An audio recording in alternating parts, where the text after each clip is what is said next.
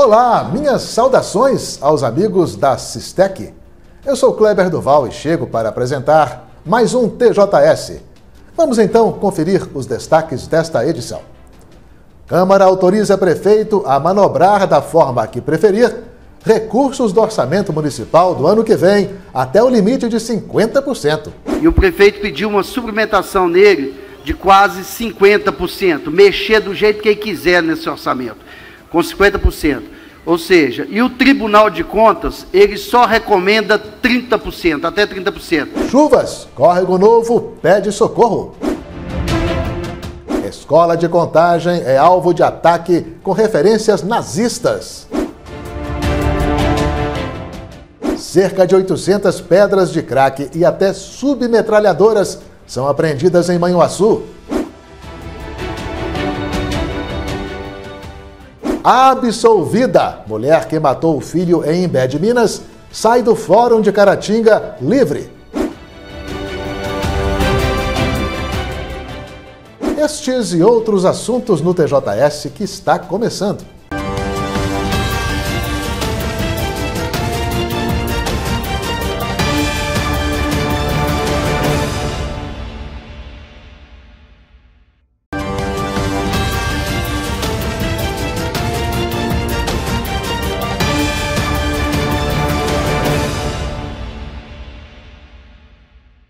Muito bem, amigos, bem-vindos de volta ao TJS.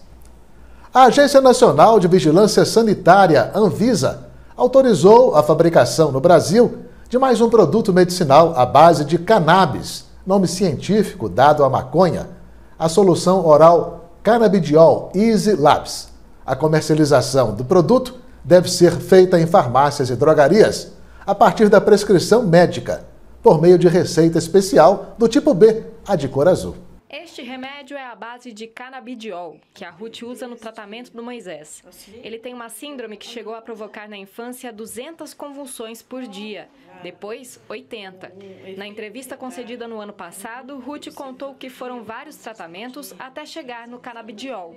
As convulsões desapareceram. O canabidiol ele promove um relaxamento, abaixa muito a ansiedade. Ele é uma pessoa muito ansiosa, ele é hiperativo. Então, o que eu vi foi baixar esse nível de ansiedade, de forma que ele prestava atenção no que eu falava. E antes isso não acontecia. Então, prestando atenção, ele começou a executar algumas tarefas. Até agora, pessoas que fazem tratamento com remédio à base de canabidiol e THC, dois princípios ativos presentes na maconha, precisavam de uma autorização especial da Anvisa. Hoje, a agência aprovou um regulamento que libera o registro e a comercialização no Brasil. O regulamento autoriza a venda de medicamentos prontos em farmácias, mas isso só depois de 90 dias da publicação no Diário Oficial. Continuam proibidos o plantio e a manipulação de cannabis, mesmo que seja para a produção de remédio. Os produtos serão considerados tarja preta, o que exige receita especial para o consumo. Para este neurologista, a medida vai agilizar o tratamento.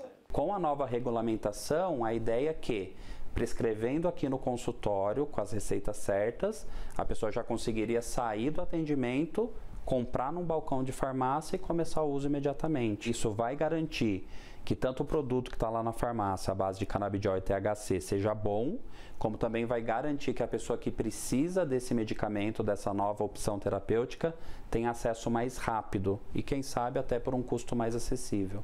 Em reunião na noite desta segunda-feira, a Câmara de Vereadores aprovou um importante projeto do Executivo. A matéria diz respeito ao orçamento municipal do ano que vem. O projeto do Executivo pedia autorização da Câmara para que a gestão municipal pudesse aplicar até 50% do valor do orçamento municipal do próximo ano com maior liberdade, da forma que julgasse mais necessária. Na prática, isso permitiria ao prefeito remanejar os recursos do orçamento sem que, para isso, precise pedir autorização dos vereadores. Ao final, a matéria foi aprovada. O único voto contrário foi o do vereador Johnny Cláudio.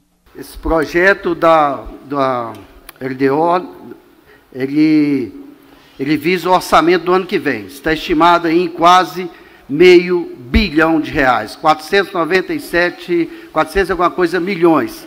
E o prefeito pediu uma suplementação nele de quase 50%, mexer do jeito que ele quiser nesse orçamento, com 50%. Ou seja, e o Tribunal de Contas, ele só recomenda 30%, até 30%. Então eu vejo que está errado, gostaria que constasse em ato o meu voto contrário a esse projeto. O vereador José Cordeiro foi um dos que defenderam que o prefeito possa mexer do jeito que preferir no orçamento do ano que vem, até o limite de 50%. Recomendação, eu tenho dito sempre aqui na casa, recomendação não é determinação, não é obrigatoriedade. Por esse motivo, eu continuo votando sempre nos 50% quando vem para ser votado. No MP, ele recomenda. Eu mesmo, como vereador da casa, recebi já várias recomendações individuais do MP. E nem todas elas eu segui, porque recomendou, mas não ordenou, não determinou. Porque a partir do momento que o MP me determinar que eu faço uma coisa que perante a lei eu não sou obrigado a fazer, aí eu vou recorrer da obrigação que está me impondo. Correto? Então eu quero que registrem em ata aí também que eu sou a favor, porque eu entendo que recomendação não é tido como obrigação de fazer. O projeto do prefeito, que o autoriza a remanejar até o limite de 50% os recursos do orçamento do ano que vem, foi aprovado na Câmara em definitivo. E nesta segunda-feira, uma grande apreensão de drogas foi realizada na vizinha Manhuaçu. Foram nada menos do que 742 pedras de crack, dentre outros entorpecentes, além de 2 submetralhadoras e munições. Cabo Dias, da PM de Manhuaçu, atuou na ocorrência. Em data corrente, equipes da Companhia Tático Móvel em operação no bairro Nossa Senhora Aparecida, mais precisamente aí no Balaúza, região conhecida aí por grande comércio de entorpecentes, equipes e funcionários receberam informações que um indivíduo teria evadido o local, sentido parte alta do bairro, mais precisamente na Rua dos Pinheiros. Equipes deslocou em diligência ao local e, com as informações adquiridas, encontrou uma casa abandonada com vários materiais que foram apreendidos pelas equipes e encaminhados a DEPOL para as demais providências.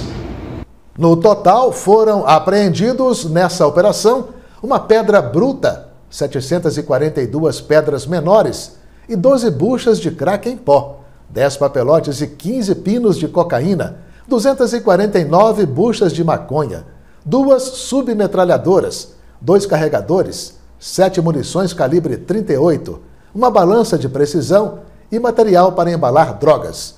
A polícia está à procura do dono do material, que já foi identificado. A seguir, a absolvida. Mulher que matou o filho em Imbé de Minas sai do Fórum de Caratinga livre.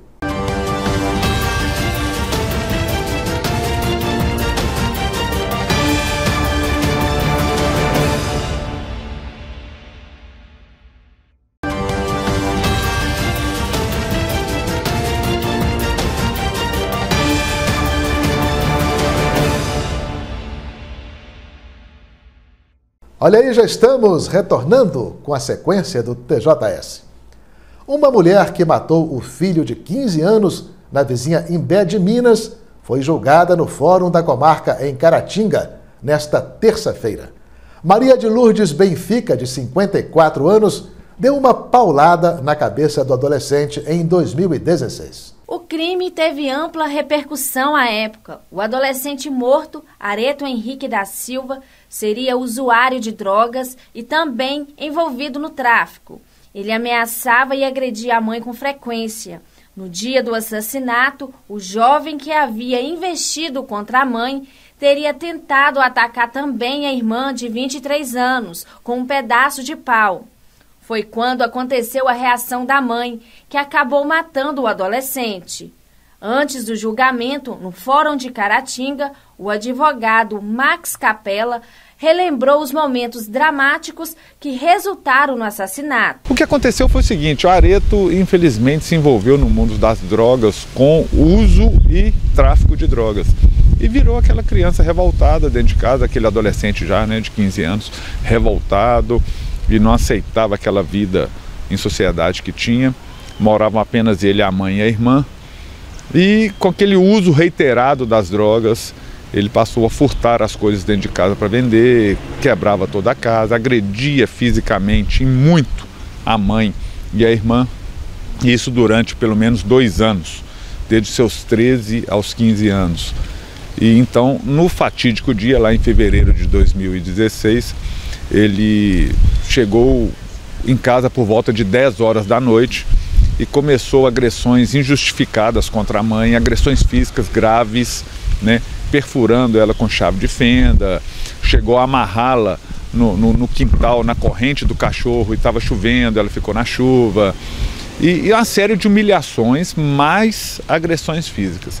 E aquilo foi repetindo durante toda a madrugada até às 7 da manhã, quando ele então disse que mataria a mãe e a irmã, Loredana. E dessa forma ele se armou com um pedaço de madeira e partiu para o quarto da irmã, quando a mãe então tomou esse pedaço de madeira e desferiu um golpe na cabeça dele, e fazendo com que ele morresse na hora, né? Ela saiu do local, mas não fugindo da polícia, só saiu do local, amparada inclusive por amigos, vizinhos ali, parentes. Foi encontrada pela polícia momentos depois, foi presa, ficou por volta de 30 dias presa, quando nós conseguimos um habeas corpus junto ao Tribunal de Justiça. E então ela foi posta em liberdade, e a partir daí o processo veio caminhando, teve audiência de instrução, teve uma sentença de pronúncio, nós recorremos ao Tribunal de Justiça, mas mesmo assim o tribunal manteve a pronúncia para que ela fosse submetida a julgamento aqui perante o Tribunal do Júri. Tendo começado por volta das 8 horas da manhã, o julgamento de Maria de Lourdes terminou no meio da tarde. No final, a sentença absolvida. Tivemos aqui desde as 8h30 da manhã e um resultado já esperado, né, com a absolvição de Maria de Lourdes Benfica, com a tese defensiva de legítima defesa. Durante o dia foram ouvidas testemunhas, a filha de Maria de Lourdes e também irmã da vítima, Areto, também foi ouvida, mais um policial militar, e por fim foi interrogada a Maria de Lourdes. O Ministério Público comungou do entendimento da defesa, também requereu a absolvição por legítima defesa. A defesa também se manifestou nesse sentido. Como eu havia adiantado antes, teríamos outras teses, mas a partir do momento em que ambas as partes estavam com o mesmo pensamento, não foi necessário aprofundar mais no assunto. Os jurados, então, por unanimidade, acolheram a tese defensiva de legítima defesa, culminando com a absolvição de Maria de Lourdes. De acordo com o advogado, este caso da mãe que matou o filho em Imbé de Minas está definitivamente encerrado. Agora sim é dado por encerrado, porque não existe nem interesse recursal por parte de ninguém, uma vez que o que as duas partes, tanto acusação e defesa, requereram é o que foi atendido pelos jurados. Então não existe interesse, legalmente falando, em recorrer da decisão. O processo está encerrado a partir de hoje. E na manhã desta terça-feira, funcionários chegaram para trabalhar em uma escola de Contagem na Grande BH e se depararam com as instalações destruídas e pichadas com ameaças nazistas. Suásticas e mensagens evocando Hitler estavam espalhadas pelas paredes do estabelecimento. Agora o desafio é convencer os alunos de que este foi um fato à parte e de que a escola continua sendo um ambiente seguro. A entrada da Escola Municipal José Silvino Diniz, em Contagem, região metropolitana de Belo Horizonte, ficou muito movimentada durante toda a manhã. Estudantes e pais de alunos estavam apreensivos depois da invasão que ocorreu na noite anterior. Agora é correr atrás do prejuízo e tentar driblar a mente deles, né? Explicar que infelizmente ocorreu, mas que na escola há segurança para que eles não desanimem, né, com o ambiente escolar. O cenário do lado de dentro era de destruição. O mural produzido pelos alunos sobre o Dia da Consciência Negra foi arrancado. Carteiras estavam reviradas e lixo foi espalhado por toda a parte. Com a situação, as aulas foram suspensas sem previsão de retorno. Nós nos solidarizamos, com a situação ocorrida na escola. É importante destacar que a escola foi reformada há pouco tempo e, infelizmente, nesse ato de vandalismo, a Secretaria de Educação já está empenhada em promover a segurança da escola. Alguns detalhes do ataque chamam a atenção, como os símbolos neonazistas e esta ameaça para a diretora.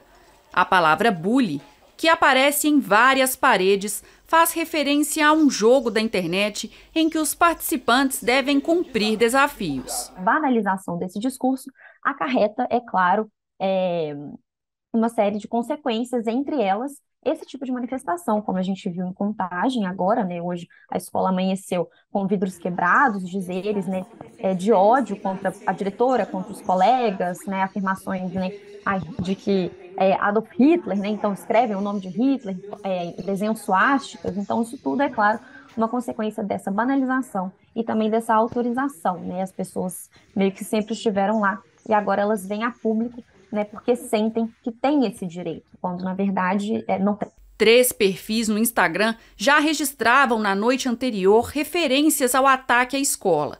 Essas informações e os vestígios deixados no local serão utilizados para apurar o caso. A gente está apurando com cautela, com cuidado, A própria Polícia Civil, inclusive, já está no circuito investigando para tentar encontrar o verdadeiro autor ou os autores. O momento ainda é muito precoce o fato, a gente está se inteirando da situação e tão logo os órgãos consigam informações, isso com certeza virá à tona. 1 milhão de bebês morrem devido à prematuridade em todo o mundo. E no Brasil, 340 mil crianças nascem por ano com menos de 37 semanas de gestação, o equivalente a 6 casos a cada 10 minutos.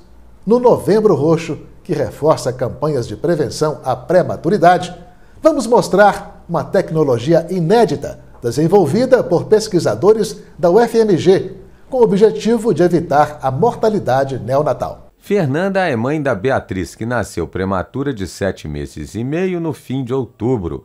Com 1,5 kg, a recém-nascida teve que ficar vários dias sob os cuidados na UTI neonatal do Hospital das Clínicas. Eu cheguei aqui com 25 semanas.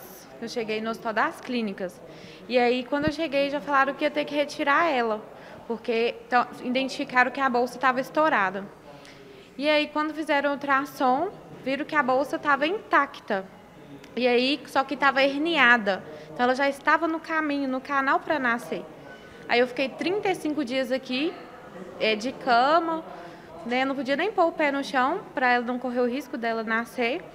E aí, quando fez 30 semanas e 1 dia, eu comecei a ter as contrações e aí ela nasceu. No Brasil, a taxa de partos antecipados é de 11,5%.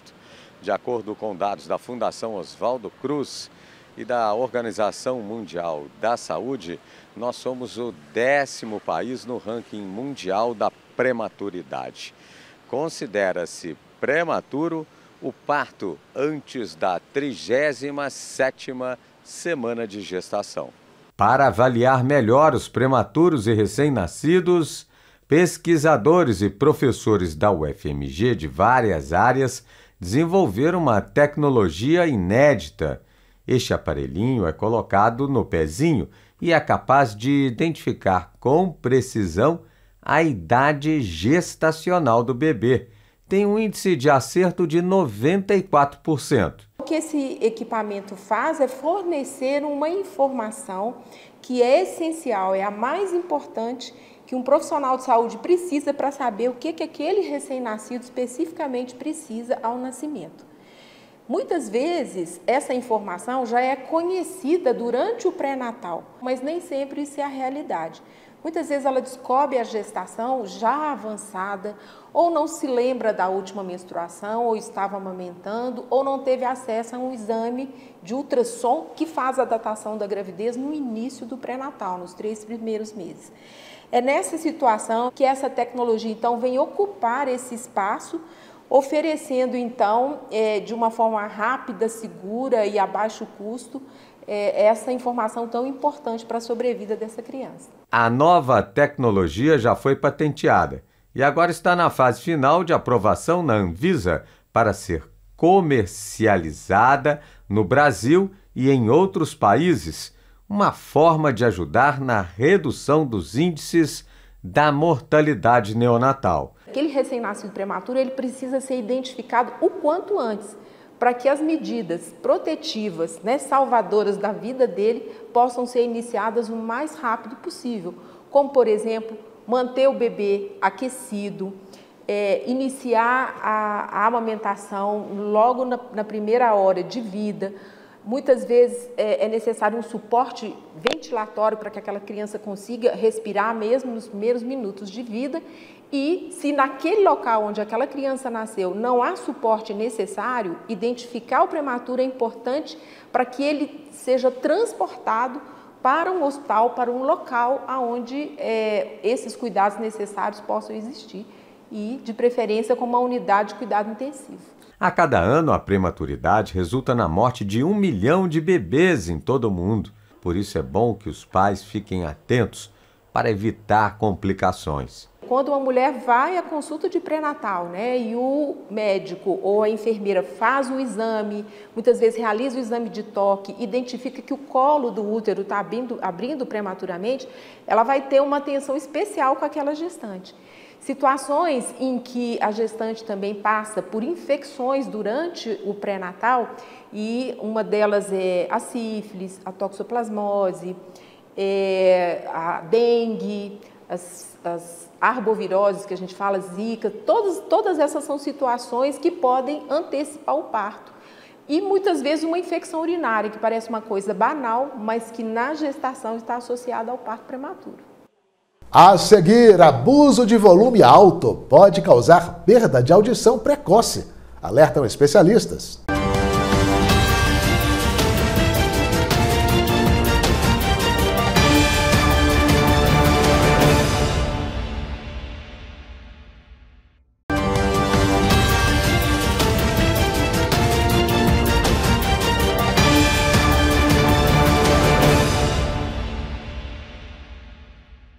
Olha aí, agora você que gosta de ouvir aquele som alto, não é? O Ministério da Saúde alerta para atitudes que podem causar danos auditivos. Além da idade, a perda da audição pode ocorrer de forma precoce para quem abusa dos decibéis. E o tratamento pode ser feito pelo Sistema Único de Saúde. O fone de ouvido já faz parte do cotidiano de jovens e adultos. Para Daniela, que trabalha com telemarketing, o aparelho é uma necessidade, mas também um vício. Ela já sai do emprego ouvindo música no último volume. Aos 28 anos, o risco de surdez ainda não entrou na sua playlist. A gente nunca se preocupa, né? Com o futuro, né? Continua ouvindo e vai continuar ouvindo. Sim. Quem ignora a possibilidade de perder a audição pode entrar na estatística da Organização Mundial da Saúde. Para a OMS, mais de 1 bilhão de pessoas entre 12 e 35 anos podem desenvolver surdez precoce e zumbido no ouvido pela exposição prolongada e excessiva a ruídos altos. Marcos, 28 anos, passa 10 horas por dia no volume máximo. Seus ouvidos não resistiram ao excesso. Eu tenho menos 15 aqui e menos 12 aqui do lado esquerdo. Hoje, Lucas faz mestrado na área médica, era baterista e abusou dos tímpanos. A conta chegou aos 26 anos. Meu ouvido está doendo bastante, estou escutando alguns zumbidos e veio piorando. O Ministério da Saúde alerta que a perda auditiva é gradativa e, na maioria das vezes, ela passa despercebida. Atitudes simples, como reduzir o volume da música e se proteger de ruídos altos do dia a dia, ou mesmo procurar um médico especialista, podem prevenir de que o problema chegue antes da hora. O SUS oferece todo o cuidado voltado para a saúde da audição. São 249 serviços de reabilitação do aparelho auditivo. De uma forma geral, recomendamos não utilizar mais do que 1 hora os equipamentos eletrônicos, com um volume no máximo de 60% da capacidade máxima. E uma mulher de 21 anos foi presa em Imbé de Minas por tráfico de drogas e corrupção de menores. A jovem foi flagrada pela polícia militar no centro da cidade com 37 buchas de maconha e 2 papelotes de cocaína dentro da bolsa. A abordagem policial foi feita à jovem e a outras pessoas que a acompanhavam, inclusive um menor de idade, que acabou detido. Na casa da suspeita ainda foram encontradas uma barra de maconha e uma balança de precisão. Córrego Novo, a cerca de 50 quilômetros de Caratinga, luta para superar os graves prejuízos causados pela chuva que assolou a localidade no último final de semana. Dezenas de famílias ficaram desalojadas devido ao transbordamento do córrego que corta a cidade. Móveis e utensílios domésticos foram perdidos, dentre outros bens, afetando pelo menos 300 moradores, especialmente os da rua principal, a mais atingida. Segundo apurado, choveu 130 milímetros no município em um período de apenas 4 horas. Devido aos grandes prejuízos, uma campanha de arrecadação de donativos está em andamento na região para ajudar as vítimas da enchente. Alimentos, roupas de cama, material de higiene e limpeza e tudo mais que for útil para aliviar o sofrimento dos moradores afetados estão sendo arrecadados.